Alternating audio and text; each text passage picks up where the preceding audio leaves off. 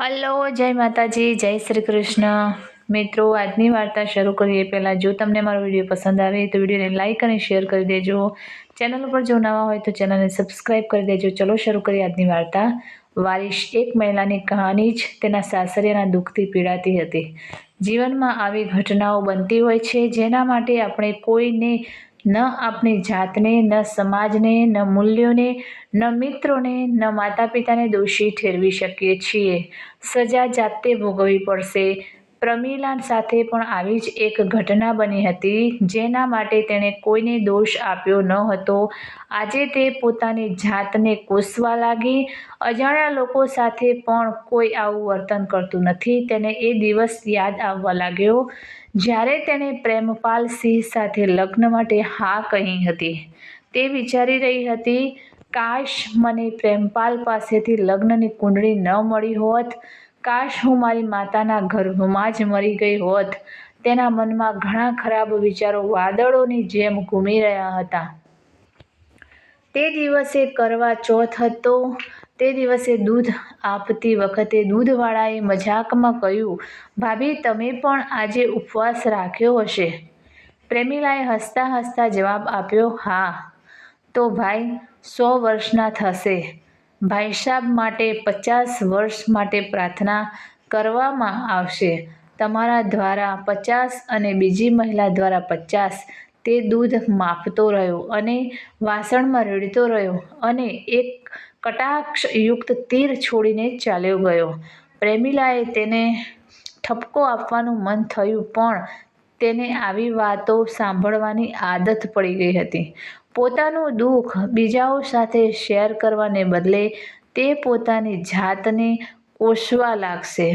તે એ દિવસ ભૂલી શકતી નથી જ્યારે પ્રેમપાલે પોતાનું અને પ્રેમીલાની મેડિકલ ચેકઅપ કરાવ્યું હતું. તેને ખબર પડી ગઈ હતી કે તે માતા નહીં બની શકે. તેણી તેના વંશમાં વધારો કરી શકી ન હતી. લગ્નને 7 વર્ષ વીતી ગયા હતા. તેણે જ થાકીને પ્રેમપાલને મોટા શહેરમાં મોટા ડૉક્ટર પાસે તપાસ કરાવવાનો આગ્રહ કર્યો. ડૉક્ટરે તેણીને જે કહ્યું તે પ્રેમીલાને તેના હૃદયના ધબકારા અટકાવવા કરતાં મારી નાખવાની શક્યતા વધુ હતી. પ્રેમીલા પોતાની જાતને ઠપકો આપતી હતી કે તેણે કોઈ મોટા ડૉક્ટર પાસે તેનું ચેકઅપ કરાવવાનું કેમ વિચાર્યું. ખરેખર પ્રેમપાલને ક્યારેય કોઈ મોટા ડૉક્ટર પાસે જવાની ઈચ્છા નહોતી. અંદરથી તેને ડર હતો કે કદાચ તેના વીર્યમાં કોઈ ઉણપ હશે. પણ તેણે પ્રેમીલાના આગ્રહને વશ થવું પડ્યું. વાસ્તવિકતા જુદી બની. પ્રેમીલામાં પોતે માતૃત્વની ક્ષમતા નહોતી. આમ છતાં પ્રેમીલાએ આશા છોડી ન હતી. તેણીએ તેના પતિ પ્રેમપાલને માત્ર એટલું જ કહ્યું હતું કે ડૉક્ટરો શું કહે છે, મને પૂરો વિશ્વાસ છે કે તમે પિતા બની જશો. તે દિવસથી પ્રેમીલાએ સોમવાર, મંગળવાર, શનિવાર, એકાદશી અને બીજા ઘણા બધા ઉપવાસ કર્યા. દરેક મંદિરમાં પૂજા થઈ પણ બંજર જમીન બંજર રહી. હવે પ્રેમીલા ક્યાં જશે? કોની પાસે પ્રાર્થના કરશે? હવે બધું તેની સમજ બહાર હતું. તેના હૃદયમાં અનેક પ્રકારની શંકાઓ આવવા લાગી. તે પરિસ્થિતિ સામેની લડાઈ હારી રહી હતી. જે રીતે જશોદા મૈયાએ કૃષ્ણને ઉછેર્યા હતા તે જ રીતે તે બાળકને દત્તક લઈ શકી હોત. એક દિવસ પ્રેમીલાની બહેન શર્મિલાએ અચાનક કહ્યું, મારા ગર્ભમાં ઉછરી રહેલા બાળકને દત્તક લે. હું જન્મ આપીશ પણ તમે મને ઉછેરશો. સમજજો કે તમે આ બાળકની માતા છો. રાકેશે તેને ગર્ભપાત કરાવવાની પણ ના પાડી દીધી હતી. શર્મિલા પહેલાં 2 બાળકોને ઉછેરવામાં એટલી વ્યસ્ત હતી કે ત્રીજા બાળકને ઉછેરવાના વિચારથી જ તે કંપી ઉઠી. પ્રેમીલાની ખુશીની કોઈ સીમા નહોતી. સાચું કહું તો પ્રેમીલા એ દિવસે એટલી ખુશ હતી કે તેને ખ્યાલ પણ નહોતો કે તેને પોતાનું કોઈ સંતાન નથી. હવામાને પણ પોતાનો રંગ બદલી નાખ્યો. તે દિવસે ખૂબ વરસાદ પડ્યો. સાંજનો સમય હતો.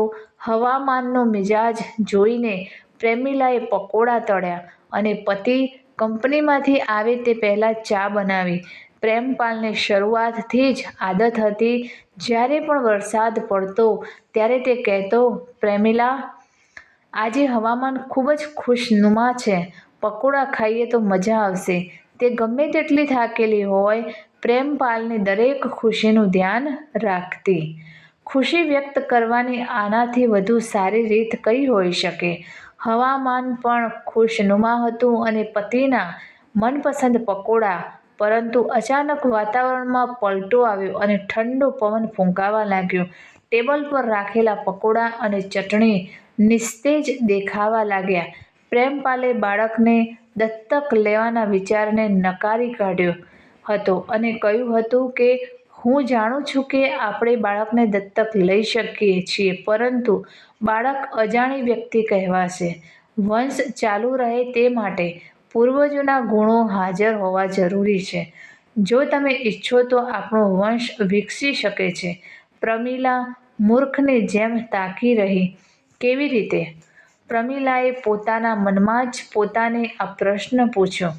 કદાચ તે સત્યથી સંપૂર્ણપણે વાકેફ ન હતી અથવા સત્ય સાંભળવા માંગતી ન હતી. પ્રેમપાલ એ સત્ય બહાર લાવ્યા.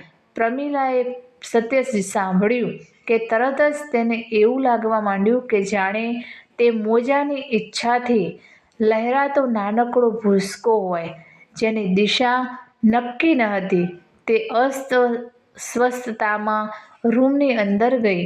ખરેખર પ્રેમપાલની કંપનીના સહકર્મી ઇકબાલે બાળકને દત્તક લેવાનું સૂચન કર્યું હતું. તે સમયે પણ તેણે તેના મિત્ર ઇકબાલને કહ્યું હતું કે હું એક બાળક દત્તક લઈ શકું છું, પણ તેને મારા દિલથી પ્રેમ નહીં કરી શકું. આપણું લોહી ફક્ત આપણું છે. શ્રેષ્ઠ મિત્ર જ રહે છે. તેણે સમસ્યાનું સમાધાન શોધવાનું શરૂ કર્યું કે સમસ્યાનો ઉકેલ તેની જાતે જ આવી ગયો. એક દિવસ તેણે અચાનક તેને કહ્યું, પ્રેમ, મારે તારી સાથે કંઈક વાત કરવી છે. હા, કહો. તમારા કલ્યાણ માટે છે. પૌરી ગામમાં એક ટેકરી છે. તેને 6 છોકરીઓ છે. ગરીબ છોકરી બહુ ગરીબ છે. છોકરીઓ માટે વર જોઈએ છીએ. ગરીબ છોકરી બહુ ગરીબ છે. છોકરીઓના પિતા પણ નથી હોતા. મેં તમારા વિશે કહ્યું છે. જો તમે ઈચ્છો તો તમે તમારા વારસદારને મેળવી શકો છો. કેવી રીતે? તેઓ તેની મોટી વિધવા છોકરીનું ગર્ભાશય ભાડે લઈ લે છે. બાળકોના જન્મ સુધીનો તમામ ખર્ચ તમે ઉઠાવો. બાળકની ડિલિવરીથી લઈને તેના પરિવારની જરૂરિયાતો તમે પૂરી કરશો. ભાડા તરીકે 2 લાખ રૂપિયા એડવાન્સ ચૂકવવાના રહેશે. તેની મા દીકરી તૈયાર છે? હા, મેં તેને સમજાવ્યું છે. જેમ રિક્ષાચાલકો, મજૂરો વગેરે તેમની મજૂરીના બદલામાં પૈસા લે છે, એવી જ રીતે વંદના પણ થોડા દિવસો માટે ભાડા પર પોતાનું શરીર આપી રહી છે. તમે જાઓ અને મને એક દિવસ મળો. પ્રેમપાલે તરત જ એ ગરીબ સ્ત્રીને મળવાનું અને વાત કરવાનું નક્કી કર્યું. પૌરી ગામમાં પહોંચતાં જ બધું બદલાઈ ગયું. બન્યું એવું કે પ્રેમપાલની નજર પહાડ વંદના પર પડતાં જ તે તેની સામે તાકી રહ્યો. વાદળી આંખો, ગોરું શરીર, ભૂરા વાળ. તેની સુંદરતા જોઈને તે લપસી ગયો. તે બધું ભૂલી ગયો. ગાંડપણ તેને કબજે કરી લીધું. ઇકબાલ પણ તેનો અર્થ સમજી ગયો. થોડીવાર વાતો કર્યા પછી બંને પોતપોતાની કારમાં બેસી ગયા. પરત ફરતી વખતે ઇકબાલે હસીને કહ્યું, જો તમે ઈચ્છો તો હું તમારા બીજા લગ્ન કરાવીશ. તેનું હાસ્ય અને તેના શબ્દો પ્રેમપાલની ગંભીરતા સાથે અથડાઈને પાછા આવ્યા. પ્રેમપાલના દિલમાં જે હતું તે ઇકબાલે વ્યક્ત કર્યું હતું. પ્રેમપાલ વિચારવા લાગ્યો, હિન્દુ કાયદો બીજી પત્ની લેવાની છૂટ નથી આપતો. પણ બીજી જ ક્ષણે તેને સમજાયું કે કાયદામાં પણ છિદ્રો હોય છે. પ્રેમિલા તોળાઈ રહેલી કટોકટીથી ગભરાઈ ગઈ. પરિણીત સ્ત્રીના ઘરમાં સાસુનું આગમન એટલે જીવનભર નરકની પીડા સહન કરવી. રૂમમાં બેસીને તેણીએ લાંબા સમય સુધી પોતાની જાત સાથે તર્ક કરવાનો પ્રયાસ કર્યો, પરંતુ હૃદય અને દિમાગ વચ્ચેની ખાઈને દૂર કરવી સરળ નથી. તેણે બધું જ ભાગ્ય પર છોડી દીધું હતું. જ્યારે કોઈ વ્યક્તિ સાચા અને ખોટા વચ્ચે નિર્ણય લેવામાં અસમર્થ હોય છે ત્યારે તે સમય માટે બધું બાજુ પર મૂકીને નિશ્ચિત બનવાનો પ્રયાસ કરવાનું શરૂ કરે છે. પ્રેમપાલ પોતાને આશ્વાસન આપતો કે બધું સારું થઈ જશે. થોડા સમય માટે આશા અને પછી આશા ગુમાવવાનો ક્રમ બની ગયો હતો. નિયતિ છે કે કોઈની પીડા, તડપ અને પછી નિર્જનતા, જેના કારણે પ્રમીલાને સત્યની બીક લાગવા લાગી. ભય જે અંદરથી હચમચાવે છે, અનિયમિત દિનચર્યા બનાવે છે, અનિશ્ચિત ગતિ આપે છે અને મનને નિરસતા તરફ વાળે છે. અહીંથી જ સ્ત્રી બનવું ભારે પડવા લાગે છે. ધીમે ધીમે આ વાત ઘરની દિવાલોથી આગળ વધીને બધે ફેલાઈ ગઈ. ગામ, શહેર, જિલ્લો, જ્યાં જ્યાં પ્રમીલાના પરિચિતો હતા ત્યાં બધાએ પોતપોતાના સૂચનો આપ્યા. આ સૂચનોને કારણે પ્રમીલાની ચિંતા બમણી થઈ ગઈ. પ્રમીલાએ કુદરત પર સ્થિર કરેલી આશાભરી નજરો પરથી નજર ફેરવી લીધી હતી, કારણ કે પ્રેમપાલ તેના પ્રેમની ભઠ્ઠીમાં અનેક લોકોનું બલિદાન આપવા આતુર હતો. લગ્નની તારીખ રાખતી વખતે પ્રેમપાલે સહેજતાથી કહ્યું, પ્રમીલા, તું આને ખોટું સમજશે તો ખોટું લાગશે. વ્યવહારિક દ્રષ્ટિકોણથી તેના વિશે વિચારો અને પછી તે યોગ્ય લાગશે. તે દિવસથી પ્રમીલાએ નક્કી કરી લીધું હતું કે તે આ ઘર છોડીને તેના પિતા પાસે જશે. તેમના વૃદ્ધ પિતા, જેઓ સુગર, બ્લડ પ્રેશર વગેરે જેવી બીમારીઓથી પીડાતા નાના ખેડૂત હતા. તેની 3 દીકરીઓના લગ્ન બાદ તે દેવાદાર થઈ ગયો હતો. છેવટે પ્રમીલા તેના પર બોજ કેવી રીતે બની શકે? પણ એવું પણ સાંભળવામાં આવ્યું કે પ્રેમપાલે તેના સસરા નિરંજનને આ વાત સ્પષ્ટ કહી દીધી હતી કે કાં તો પ્રમીલાએ તેની સાવકી વહુને સ્વીકારવી જોઈએ અથવા મને છોડી દે. નિરંજને આ બાબતે કોઈ ટિપ્પણી કરી ન હતી. ખરેખર નિરંજન એ વિચારી શક્યો ન હતો કે કયા શબ્દોથી તેની પુત્રી પ્રમીલાને આશ્વાસન આપવું. આ કારણે પ્રમીલા ચૂપ થઈ ગઈ હતી. ખરેખર તે ચૂપચાપ સમજી ગયો હતો. એક દિવસ પ્રેમપાલ લગ્નની સરઘસ સાથે બીજા લગ્ન માટે નીકળ્યો. પ્રેમપાલના લગ્નની સરઘસ નીકળી હતી, પરંતુ લગ્નની સરઘસમાં માત્ર 4 લોકો જ ગયા હતા. કોઈ બેન્ડ નથી, કોઈ સજાવટ નથી, કોઈ હેડ્રેસ નથી. તેણે તેના ઘણા મિત્રો અને સંબંધીઓને આ વાત કહી, પરંતુ બધાએ આ લગ્નમાં હાજરી આપવાને શરમ અને અપમાન માન્યું. એવું લાગે છે કે પ્રેમી લગ્ન નથી કરવા જઈ રહ્યો, પણ બાળકો પેદા કરવા માટે મશીન લઈને જઈ રહ્યો છે. આ પણ સત્ય હતું. લગ્નના 3 વર્ષમાં 3 બાળકોનો જન્મ થયો. જ્યારે વંદનાએ તેના પ્રથમ બાળકને જન્મ આપ્યો ત્યારે પ્રેમપાલે આકાશ તરફ માથું ઊંચું કર્યું. પછી તેણે આનંદના આંસુ વહાવીને પ્રમીલાના ખોળામાં બાળકને આપ્યું. તે ઘણા મહિનાઓથી જે હતાશાનો સહારો લેતી હતી તે હવે ગાયબ હતી. તેણીને માતૃત્વ લાગ્યું અને તે જ ક્ષણે તેણે વંદનાને કહ્યું, કૃપા કરીને મને આ બાળક દત્તક લેવા માટે આપો. વંદનાએ ખુશીથી સ્વીકારી લીધું. તમે તેની મોટી માતા છો. તમે જ તેને ઉછેરવાના છે.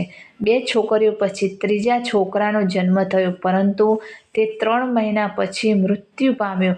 જન્મથી જ તેનો ઉછેર દવાઓની મદદથી થઈ રહ્યો હતો. તેણે 3 મહિના સુધી દવાઓની મદદથી સંઘર્ષ કર્યો, પરંતુ બીજા મહિનામાં જ તેનું મૃત્યુ થઈ ગયું. મોટા મોટા ડોક્ટરોની દવાઓ લેવાને બદલે તેની તબિયત વધુ બગડતી ગઈ. એવું પણ સાંભળવામાં આવ્યું હતું કે જ્યારે વંદના તેના ત્રીજા બાળકના 8મા મહિનામાં હતી ત્યારે તેણીની પ્રેમપાલ સાથે કોઈ મુદ્દે દલીલ થઈ હતી.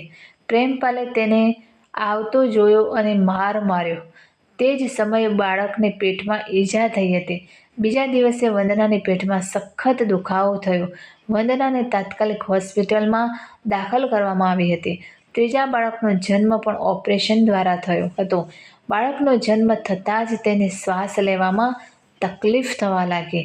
પ્રેમપાલે ડૉક્ટરને કહ્યું, ડૉક્ટર સાહેબ, મારા દીકરાને કંઈ ન થવું જોઈએ. પછી ભલે ગમે તેટલા પૈસા ખર્ચવામાં આવે, પણ ન તો ડૉક્ટરોની મોંઘી સારવાર અને ન તો ઈશ્વરે જેનામાં તેને ઘણી શ્રદ્ધા હતી, મદદ કરી. બીજી તરફ બાળકને જન્મ આપ્યાના 10 દિવસ બાદ જ વંદનાને પેટમાં દુખાવો થવા લાગ્યો હતો. આ પીડાએ તેની પાસેથી ફરી ક્યારેય માતા બનવાની શક્તિ છીનવી લીધી. ડોક્ટરોએ તેના પેટમાંથી ગર્ભાશય કાઢી નાખ્યો. મિલકતના માલિક, ઘરના વારસદાર, વૃદ્ધાવસ્થામાં સહારો હવે આ દુનિયામાં નથી. હવે માત્ર નિરાશા જ બાકી હતી. પ્રેમપાલ દુઃખમાં ડૂબી ગયો કે તરત જ તેણે પોતાનું દુઃખ દારૂમાં ડૂબાડી દીધું.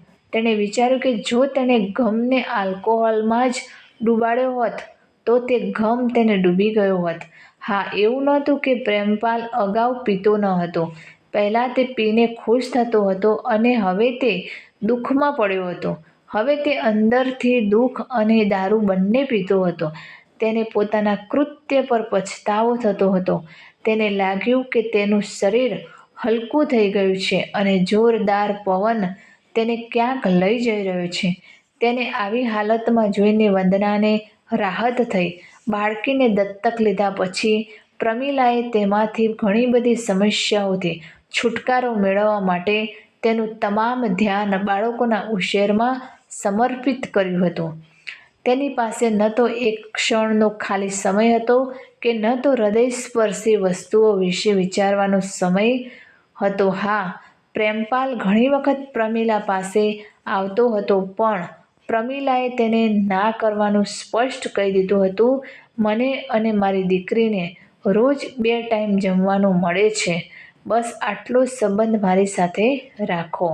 પ્રેમપાલ ઘણી વાર નારાજ થઈને કહેતો, આટલા પૈસાનું શું કરું? છોકરીઓ માટે ઘણું બનાવ્યું. 2 ઘર છે, એક તમારું અને એક પ્રમીલાનું. મારો પગાર ₹1,00,000થી ઉપર છે. ગમે તેટલા પૈસા ભેગા થશે, છોકરાઓ લેશે. તેમ છતાં હરામીઓ દહેજમાં શું દોષ શોધી કાઢશે? દરરોજની જેમ તે દિવસે પણ વંદના સમજવા ગઈ હતી પણ તે દિવસે તેણે આ મુદ્દા વિશે વાત કરી કારણ કે તે પ્રેમપાલને જે દર્દથી પીડાતી હતી તે જાણતી હતી. હું જાણું છું કે તમે તમારા પુત્ર માટે દુઃખી છો. હું હવે માતા નહીં બની શકું. શા માટે અમે બંને છોકરાને દત્તક ન લઈએ જેથી તમને તમારી મિલકતનો વારસો મળે? પ્રેમપાલ વંદના સામે તાકી રહ્યો. તે વંદનાના ચહેરા પર પ્રમીલાને જોવા લાગ્યો.